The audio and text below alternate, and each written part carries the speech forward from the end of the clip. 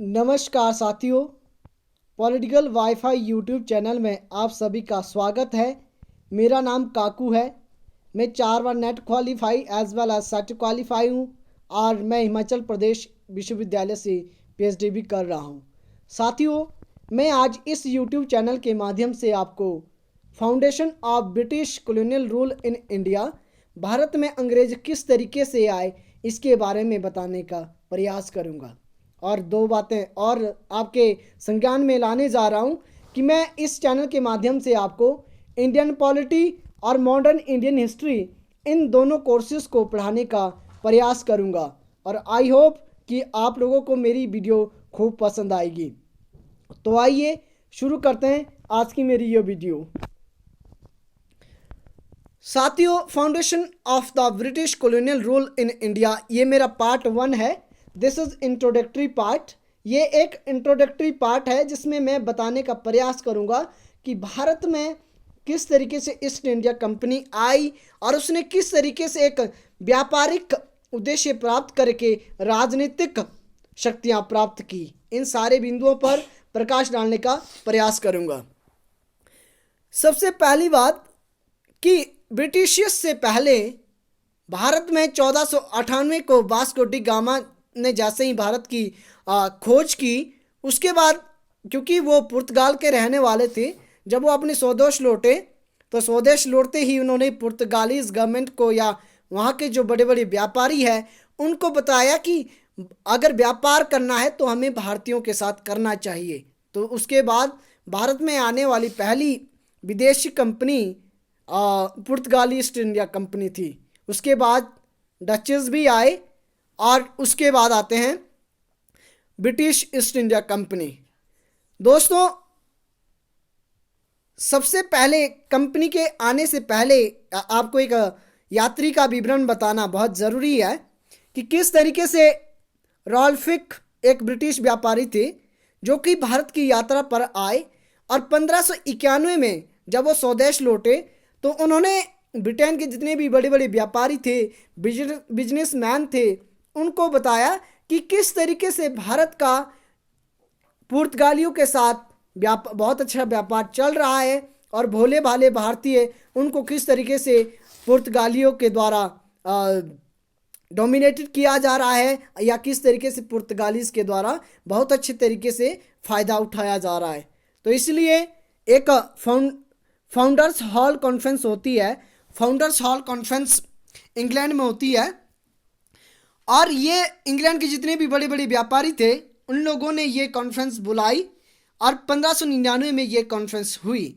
और इस कॉन्फ्रेंस का प्रमुख मुद्दा ये था कि किस तरीके से हम भारत के साथ व्यापार शुरू करें और कितना धन दौलत हमें एकत्रित करना चाहिए, हमारा मैनेजमेंट भारत में किस तरीके का होना चाहिए, हमारी कंपनी कहाँ पर भारत के कौन से स्थान पर इस्टेब्लिश की जाएगी। इन सारे मुद्दों पर इन लोगों ने क्या किया, फाउंडर्स ऑल कॉन्फ्रेंस जो हुई उस कॉन्फ्रेंस में इन्होंने डिस्कशन किया। और इसके बाद ये कॉन्फ्रेंस 1599 में संपन्न हुई और इन्होंने क्या किया, इन्होंने महारानी एलिजाबेथ, जो कि ब्रिटेन की महारानी एलिजाबेथ प्रथम ब्रिटेन की महारानी थी, उन्हें एक पत्र सौंपा। और वो पत्र क्या था, वो एक पत्र था जिसमें इस कंपनी ने क्या किया, ये जो बड़े बड़े बिजनेस मैन थे, व्यापारी थे, इन्होंने कंपनी से क्या किया, आग्रह किया कि वो महारानी से आग्रह किया कि वो भारत में व्यापार करने की अनुमति प्रदान करें। और इसलिए क्या हुआ कि 1599 में इन्होंने अधिकार पत्र दिया, जिसे कि 31 दिसंबर 1600 ईस्वी को महारानी एलिजाबेथ ने क्या किया, साइन किया। 31 दिसंबर 16 को। ये क्वेश्चन कई बार पूछ लिया जाता है, चाहे नेट का पेपर हो, चाहे सेट का पेपर हो या कोई कॉम्पिटिटिव एग्ज़ाम हो, वो चाहे क्लेरिकल का हो, तो ये आपने फैक्चुअल इंफॉर्मेशन याद रखनी है, कहीं पे नोट भी कीजिएगा। मेरा यहाँ पर जो अप्रोच है वो फैक्चुअल ज़्यादा रहेगी, कंसेप्चुअल भी रहेगी, लेकिन फैक्चुअल ज़्यादा, क्योंकि कोई भी कॉम्पिटिटिव एग्ज़ाम हो, वो चाहे यूजीसी एनटीए नेट हो या कोई कॉम्पिटिटिव एग्ज़ाम हो, चाहे अलाइड सर्विसेज हो या एचएएस हो या आपका clerical staff selection commission Hamirpur board का हो, तो उसमें फैक्चुअल इंफॉर्मेशन ज़्यादा रिक्वायर्ड होती है, इसलिए मेरी जो अप्रोच है वो फैक्चुअल ज़्यादा रहेगी।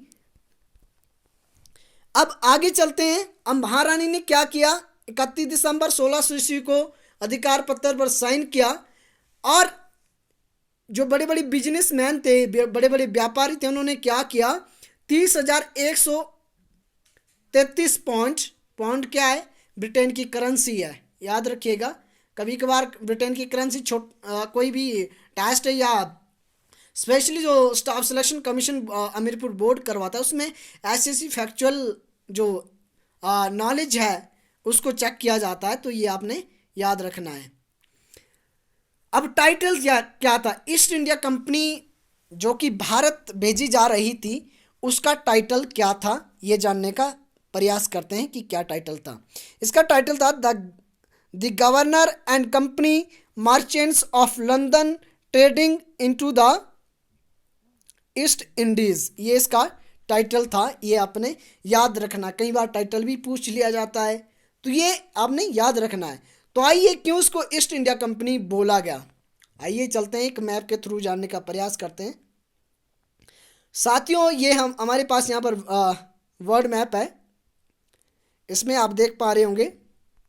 तो हमारे पास इंडिया यहाँ पर है, ये यहाँ पर इंडिया है, ठीक है, इंडिया यहाँ पर है, ठीक है। और ब्रिटेन कहाँ पर है, ब्रिटेन यहाँ पर है, यहाँ पर ब्रिटेन है, यहाँ पर इंडिया है, ठीक है। अब ये क्या है, भारत क्या है, ईस्ट में है, ये ईस्टर्न पार्ट है। तो ये ईस्टर्न पार्ट, जो वर्ल्ड का ईस्टर्न पार्ट है, इनके साथ इंग्लैंड ने क्या किया, इंग्लैंड के जो बड़े बड़े व्यापारी हैं उन्होंने व्यापार करने का प्रयास किया, इसलिए इस कंपनी को क्या बोला गया, इस कंपनी को ईस्ट इंडिया कंपनी का नाम दिया गया। ये आपने ध्यान रखना है। चलो आइए आगे चलते हैं अगली स्लाइड पे। Establishment of east India company, east India company की स्थापना किस तरीके से हुई। तो महारानी ने अपना चार्टर जो प्रदान किया, अधिकार पत्र प्रदान किया, उसमें महारानी ने ईस्ट इंडिया कंपनी को 15 साल तक भारत में व्यापार करने के लिए अधिकार पत्र जारी किया, जो 31 दिसंबर 1600 ईस्वी को अधिकार पत्र साइन हुआ था। ये आपने याद रखना है। उसके बाद महारानी ने जो 31 दिसंबर को 1600 को अधिकार पत्र साइन किया, वो 15 साल के बाद ख़त्म होने वाला था, इसलिए 1609 में महारानी ने एक और चार्टर लाया, एक साइन किया और अधिकार पत्र, जिसके द्वारा आजीवन या अनिश्चित काल के लिए क्या किया गया, कंपनी को ये राइट दिया गया कि वो क्या कर सकती है, वो भारत के साथ व्यापार कर सकती है। तो ये याद रखना, कभी कभार क्वेश्चन पूछ लिया जाता है कि किस चार्टर के द्वारा महारानी ने अनिश्चित काल के लिए कंपनी को भारत में व्यापार करने का अधिकार दिया। ये आपने याद रखना है, 1609 ईस्वी का अधिकार पत्र। आइए अगली स्लाइड पे चलते हैं।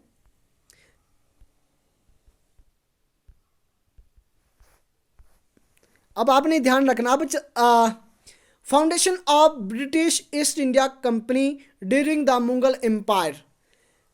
अब मैं ज़्यादा हिस्ट्री में तो नहीं जाऊंगा। 1526 में क्या हुआ, पानीपत की पहली लड़ाई द्वारा बाबर ने मुगल साम्राज्य की स्थापना की, और उसके बाबर के बाद हुमायूं, उसके बाद अकबरा के बाद क्या है, जहांगीर राजा बनते हैं। तो जहांगीर के समय ईस्ट इंडिया कंपनी क्या है, भारत आई, और इन्होंने क्या किया, जहांगीर से भारत में व्यापार करने की अनुमति प्रदान करने का प्रयास किया।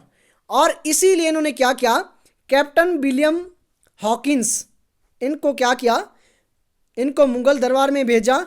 मुगल दरबार कहाँ पे हुआ करता था, ध्यान रखना, 1609 में इनको मुगल दरबार में भेजा गया। क्वेश्चन आएगा कि किस व्यक्ति को सबसे पहले या किस ब्रिटिशर्स को सबसे पहले मुगल दरबार में भेजा गया, तो वो कौन थे, he was captain William Hawkins. ये आपने याद रखना। तो ये 1609 ईस्वी में मुगल दरबार उस समय आगरा में हुआ करता था, तो आगरा गए, ये भी याद रखना। क्वेश्चन ये भी आ सकता है कि मुगल दरबार उस समय आगरा में था या नहीं था, कैसा भी क्वेश्चन आ सकता है, तो ये आपने याद रखना है। या किसी इंटरव्यू में आप अपीयर होना चाह रहे हैं तो ऐसे क्वेश्चन अक्सर पूछ लिए जाते हैं, तो ये ध्यान रखिएगा।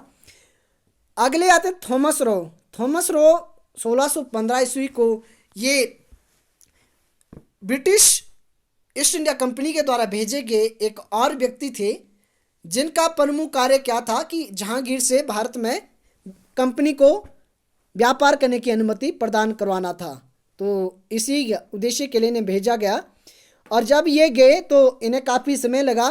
1615 से लेके 1618 तक 18 में जहांगीर ने क्या किया, अपनी अनुमति दे दी थी। तो क्वेश्चन आएगा कि किस ब्रिटिश अधिकारी को जहांगीर ने भारत में व्यापार करने की अनुमति प्रदान की? तो वो कौन था? He was Thomas Roe. वो थॉमस रो थे, कन्फ्यूज नहीं होना है। थॉमस रो और कैप्टन विलियम हॉकिंस, ये आपने ध्यान रखना है। अब चलते हैं अगली स्लाइड पे। Progress of the company during the 18th century, कि किस तरीके से 18th सेंचुरी में कंपनी ने प्रोग्रेस किया, हल्का सा प्रकाश डालने का प्रयास करूंगा। 1707 ईस्वी में मुगल साम्राज्य में बहुत बड़ी घटना घटी। औरंगजेब की मृत्यु हुई, और औरंगजेब की मृत्यु के बाद जो इसके सक्सेसर थे, उत्तराधिकारी थे, उनके बीच आपस में लड़ाई झगड़े होना शुरू हो गए। और इसका फ़ायदा उठाकर कंपनी ने क्या किया, खूब इसका फ़ायदा उठाया। मुगल साम्राज्य तहस नहस हो रहा था और इसका कंपनी को खूब फ़ायदा हुआ। और 1707 में क्या हुआ, औरंगजेब की मृत्यु के बाद ही क्या हुआ, उथल पुथल हुई और मुगल साम्राज्य छीन भिन्न हो गया। 1707 में कंपनी ने क्या किया, 3 अधिकार मुगल साम्राज्य से प्राप्त किए। उसमें जो मुगल साम्राज्य को रिप्रेजेंट कर रहे थे उनसे, वो कौन कौन से अधिकार थे? पहला अधिकार था कि कंपनी मुगल साम्राज्य को व्यापारिक कर नहीं देगी। अब सोचिएगा, जो कंपनी पहले कर दिया करती थी, अब उस कंपनी ने क्या किया, इसका फ़ायदा उठा के, कि मुगल साम्राज्य क्या है, उसका डिक्लाइन हो रहा है, उसका फ़ायदा उठा के अब मुगल सम्राट के समक्ष ये शर्त रखी कि भाई हम फ्री भारत में व्यापार करेंगे। और मुगल साम्राज्य क्योंकि कमज़ोर हो चुका था, तो मुगल सम्राट ने क्या किया, ये अनुमति दे दी कि ठीक है भाई, भारत में जो ईस्ट इंडिया कंपनी है, ब्रिटिश ईस्ट इंडिया कंपनी, वो फ्री व्यापार करेगी। दूसरी बात, अब ये भी उन्होंने मनवा लिया मुगल सम्राट से कि ब्रिटेन की जो करेंसी है वो मुगल साम्राज्य में मान्य हो। इसलिए ये एक और दूसरा आदेश उन्होंने प्राप्त किया, दूसरा अधिकार प्राप्त किया ब्रिटिश ईस्ट इंडिया कंपनी ने। और इसलिए क्या हुआ, ईस्ट इंडिया कंपनी की शक्तियों में काफ़ी ज़्यादा वृद्धि हुई। तो आज के मेरे इस वीडियो में आज के लिए इतना ही बताना चाह रहा था। मैंने प्रयास किया एक हिस्टोरिकल बैकग्राउंड बनाने का। आने वाली अगली वीडियो में जानेंगे किस तरीके से प्रोग्रेस किया ब्रिटिश ईस्ट इंडिया कंपनी ने, किस तरीके से बक्सर का युद्ध होता है, किस तरीके से बैटल ऑफ प्लासी का युद्ध होता है, इन सारी चीज़ों के बारे में जानेंगे। या किस तरीके से रेगुलेटिंग एक्ट या कंसेप्ट ऑफ गवर्नर जनरल आता है। इन सारे बिंदुओं पर मैं अलग अलग वीडियोस में अलग अलग पार्ट में क्या करूँगा, प्रकाश डालने का प्रयास करूँगा। तो आज के लिए इतना ही। मेरी ये वीडियो पसंद आए तो शेयर कीजिएगा, लाइक कीजिएगा और कमेंट कीजिएगा। Thanks for watching.